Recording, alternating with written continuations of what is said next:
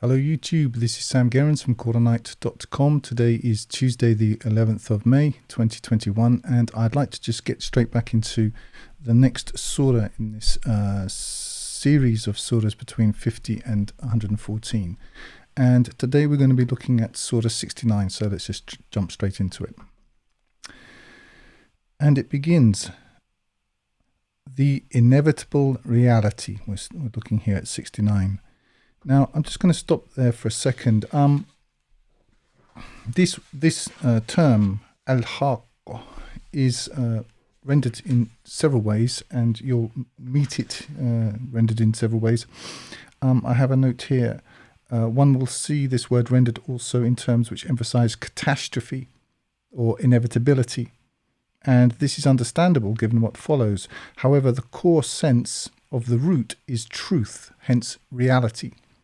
And this is followed by several translators also, which I name and we'll get into right now. This word occurs only in this verse, and in the next two, it doesn't occur anywhere else in the Qur'an. So we'll just continue. What is the inevitable reality? And what will convey to thee what the inevitable reality is? Now I'm just going to stop here. If you know my work, then you'll know that I reference an event or a sort of a protocol, actually, which I call the God protocol. And what this is, in essence, is the implementation of something which has happened many times before. If you read the Qur'an and you haven't come to it, sort of trying to squeeze it into a religion that you were brought up with, which is how I came to it. I didn't come to it with an Islamic background at all. I just read it as a book. It was quite clear to me that this is an instruction manual for how to giving examples of instances in the past when tyrannies had occurred, and those tyrannies were addressed by a man sent by God. And that this is the example that Muḥammad was being given throughout the Qur'an. And there are several of these. There are some that we're told about, and there are some that we're not told about. There are some that we're told a little bit about, and some that we're just sort of referenced. So the ones that we're told quite a lot about are, for example, well, the first one would be the people of Noah. And then following the people of Noah, there's the people of Hud. And so you go through this sort of sequence. And the Prophet himself, Muhammad, was following in that sequence. This is the example that he clearly was on. That's somewhat been lost from the traditionalist narrative, and the tradition is welcome to his narrative, but it comes from somewhere else. If you were to read this book on its own terms, you would find it difficult to come to a conclusion that's vastly different to what I'm just saying. So before we continue, the inevitable reality, well, what is this? The inevitable reality, you see, is the end of the age. Now, again, I'm sure I'll be attacked, yet again for having the temerity to state the obvious, but the obvious is that, again, and I have to critique the traditionalist because he really is sort of positioning himself as the chief expositor of this book. But what he does is insinuate this entirely different narrative into it, which is, I think we might come to some of that a little bit later, but the idea is, certainly amongst traditionalist Muslims, and I come from a Christian background, so we have the same thing too. It's not like there's any sort of monopoly on this in the Islamic world, for sure. But the idea is that there's a whole new narrative. I was asked recently, what are my thoughts on the Mahdi? I don't have any thoughts on the Mahdi. I don't believe it's a thing. It's not in the Qur'an. Why would I be interested in it? It's nowhere there. Or the Dajjal, or, this is going to happen and then that's going to happen. And this really complex eschatology, or this sort of theory about the end of the world. Well, that's completely antithetical to this book. If you read this book, it says, to Muhammad, they ask you as if thou wert privy thereto. They ask you as if you've got some inside information on the end of the world. He had none. It says it comes suddenly, unexpectedly. This is the Quranic version. I mean, you can take one or you can take the other. I really don't mind. But if you're going to take this is what this says. So the inevitable reality is the end of all things. And, if you look on a broader basis, this is something which happens suddenly. So, getting to my sort of broader point, we now go into a couple of narratives, starting with Thamud and Ad. These were localized instances of what I call the God protocol. Of Thamud, Salih came to Thamud, and Hud came to Ad. These were messengers of warning. They warned their people. Their people ignored them. Actually, the elites of their people ignored them, and then they were utterly destroyed. The point of this is these are sort of localized examples, presaging, sort of indicating something that hasn't happened yet on a big scale. So what's the big thing that hasn't happened yet? The big thing that hasn't happened yet is the inevitable reality. Okay, to continue. So what is the inevitable reality? And what will convey to thee what the inevitable reality is? Thamud and Ad denied the calamity. Then, as for Thamud, they were destroyed by the overpowering blast. And as for Ad, they were destroyed by a howling, raging wind, which he compelled against them 7 nights and 8 days without let. And thou mightest see the people lying therein, prostrate like stumps of hollow date palms. Then seest thou of them any remnant? And this obviously is a rhetorical question, but the implied answer is no, you don't. Why not? Because they are destroyed without any trace. They've gone without any trace. And what these previous instances of the God protocol are for are to indicate to us, by things that we can understand, something which we can't see yet and haven't seen yet, which I'm saying is the actual, what you might call the Eschaton, the destruction of all things. Verse 9. And there came Pharaoh, and those before him, and the cities thrown down through offence. Just stop there. The Qur'an is very terse. It's extremely densely written, compactly written. So it says here, and there came Pharaoh, and those before him. Historically, you have to understand that at the time of Muḥammad, at the time of the Quranic revelation, Pharaoh and Moses' mission to Pharaoh was the last instance, the last successful instance of the God protocol. When I say successful, what I mean is like a recipe. The warner goes to his people, he warns the people, he warns actually the ruling elite of those people, and after being denied, which is invariably the result, there is only one instance that the Qur'an talks about where that wasn't the case, and that, as I've mentioned before, is the case of Jonah. That people is destroyed, completely destroyed. If you don't like this, join the club. I don't like it either, but it is what it is, and so that's the model. And so what you have here at verse 9, and there came Pharaoh, and those before him. See how condensed that is? Because Pharaoh was, at the time of the revelation, was the last instance of this, and those before him, i.e. all of the previous instances, and the cities thrown down through a fence. Well, that's how the Qur'an references the people of Lot. And they opposed the messenger of their Lord, but he seized them with a surpassing grip. Again, it's very densely compact. And they opposed the messenger of their Lord, and he seized them with a surpassing grip. That they were done for. They were destroyed. They were annihilated. That's what happened. To continue. Verse 11. When the water had burst all bounds, we bore you in the ship, that we might make it a reminder for you, and that a conscious ear might be conscious of it. Now let's just stop there. We started with Thamud and Ad, and then we worked through into Pharaoh, who was the last instance of this, and then we drew back to, actually at the time of Pharaoh it references all the previous instances of this. We drew back to the time of Lot, and now we're at Noah, which is the first instance of this. So in just a few verses, it's circumscribed all of the sequence, or all of the instances of what I'm calling the God protocol. And again, remember, this surah opened with the inevitable reality being the day of judgment. Now we'll continue and see where we go. Verse 13.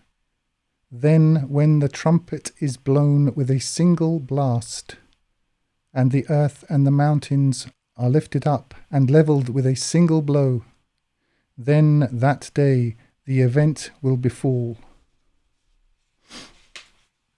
and the sky be split asunder for it that day is frail. So it's referencing, as it so often does, the things that we either have seen ourselves, or things about which we can know, or things which are the histories that we find in the Qur'an, and it's leveraging those to reference something about which we're being warned, but we haven't seen yet. And again, a single blow, this single event, it's this one thing, this big kind of build-up that exists in various eschatologies, not only the Islamic one, but they have one too. This is not in the Qur'an. It just doesn't exist. I mean, you can't find it. You can't find Dajjal. It's not there. You can't find Mahdi. It's not there. You see, the way that realpolitik works is that if you want to make a people passive and unproductive, what you do is you get them to wait for somebody else to do something. It's like victim culture. It's the original socialism. It's somebody else's fault. Someone else is going to sort it out. But this isn't what we find in the Qur'an.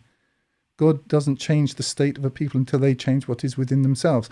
That's the way it works. It's unpopular because people want to look for, they want a savior. They want somebody to come and sort it all out for them. Let's say I want that too, but wanting isn't going to change anything because it isn't there. And the sky be split asunder, for it that day is frail.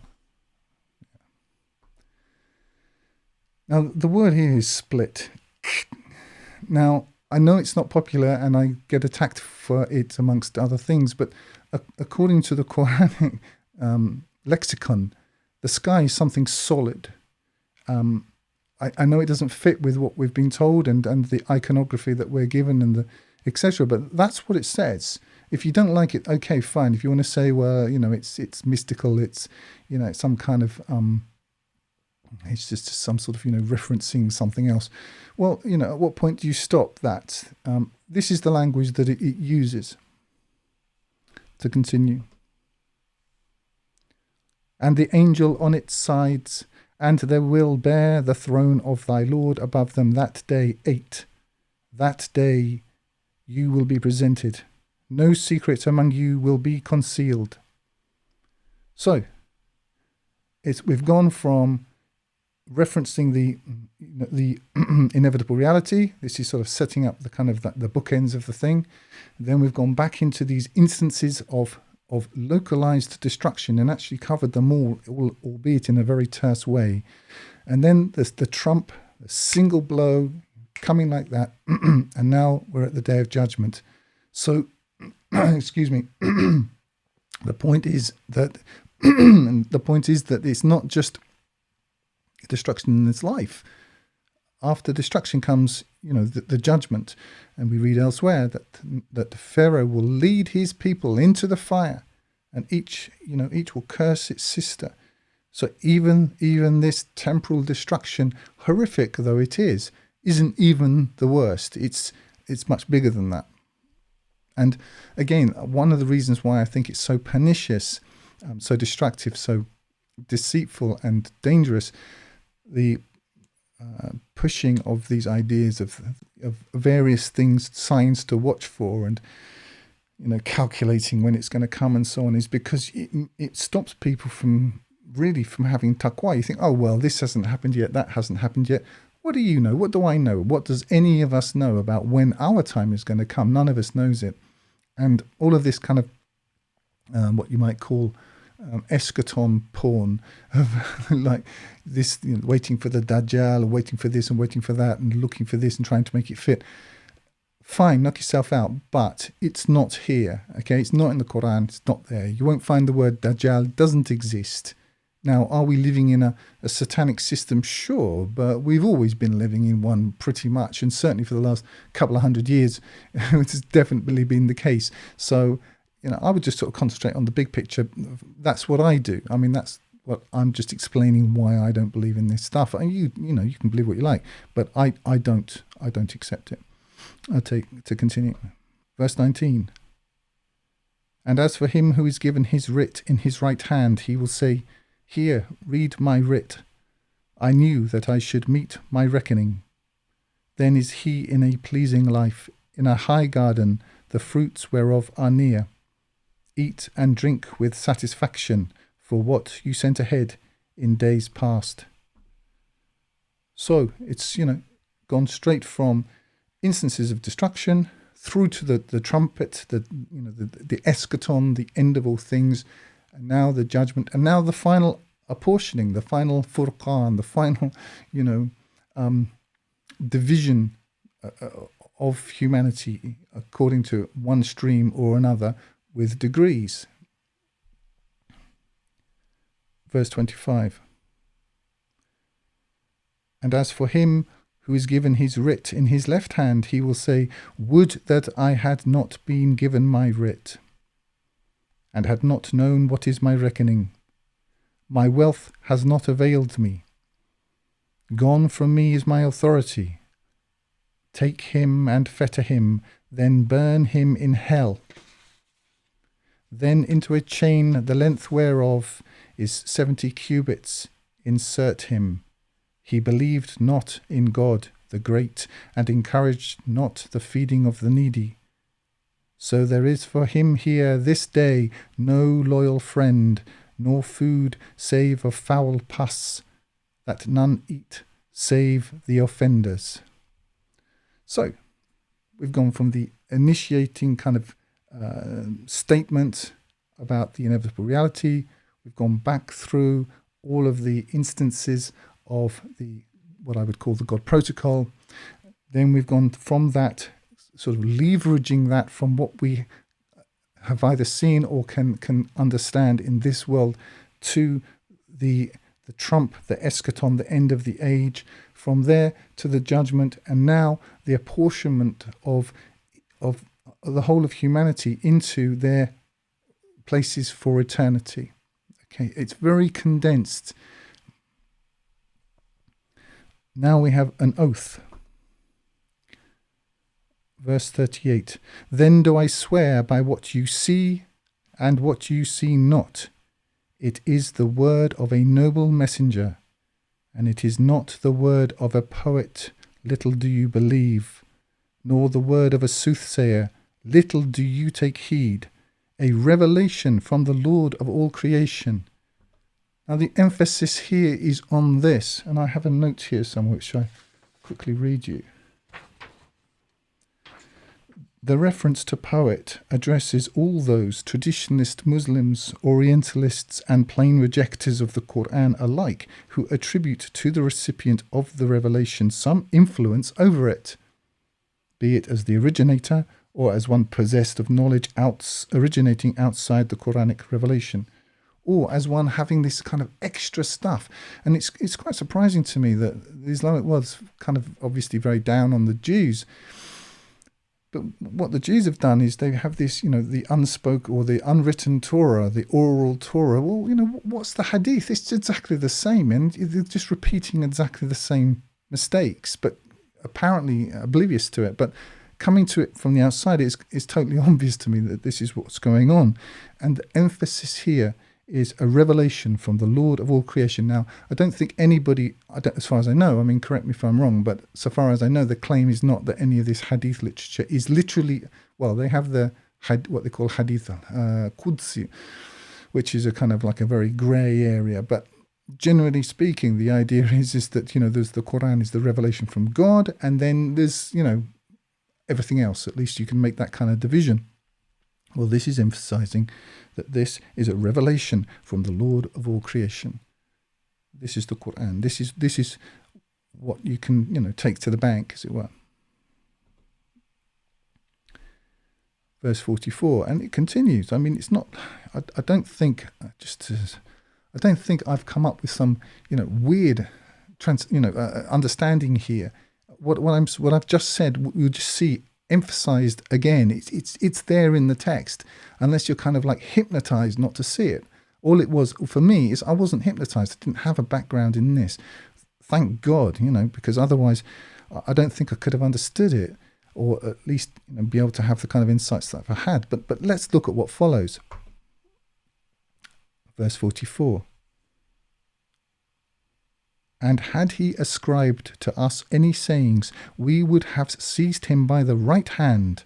Then would we have cut from him the aorta. This is this what you have here. And not one of you could have protected him.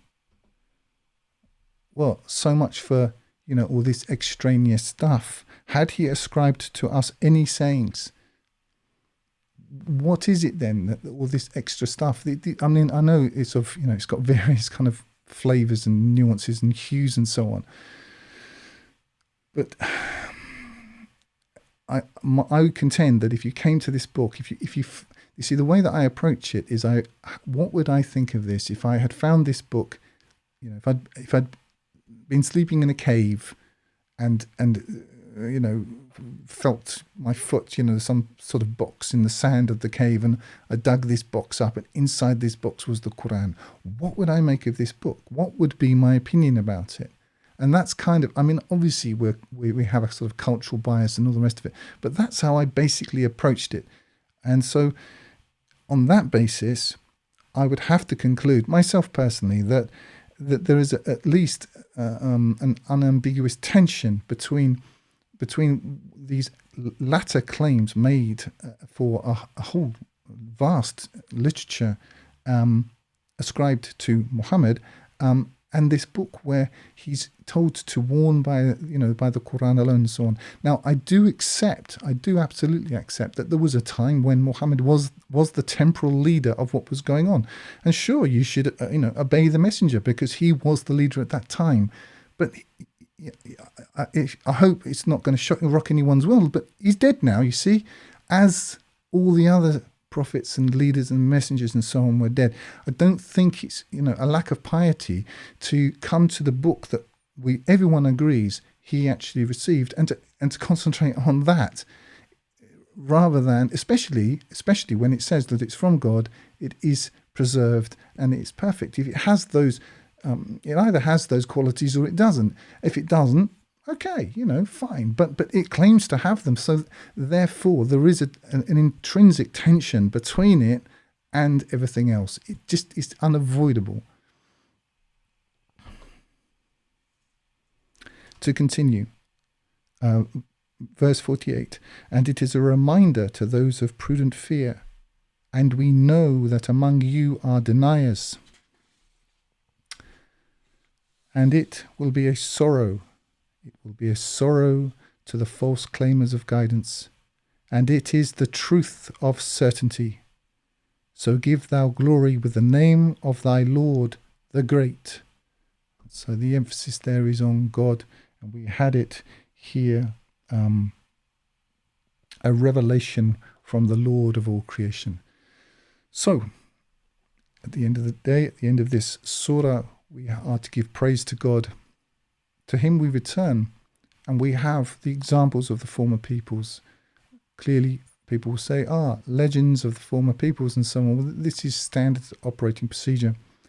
But I think that this is a fairly good summary of some of the key things that I talk about on this channel. Well, a fairly good summary. It's the best summary.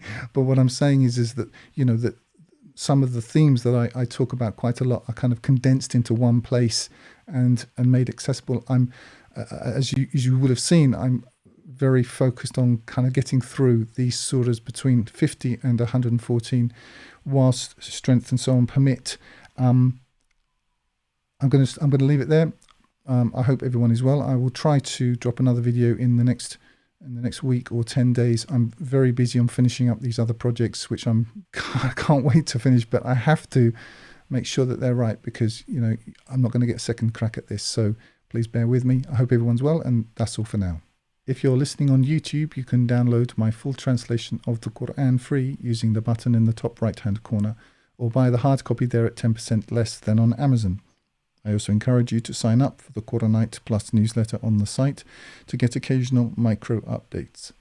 You can download the audio from my YouTube videos to your mobile device using the links in the drop down below. I recommend meetquranites.com to connect with other Qur'an alone believers. Like if you like, comment if you have something constructive to say, and subscribe to get more each week. And use the link in the drop down below to donate if you would like, to help me keep doing this. And remember, this life is short, eternity is long. If you want good trees, plant good seeds.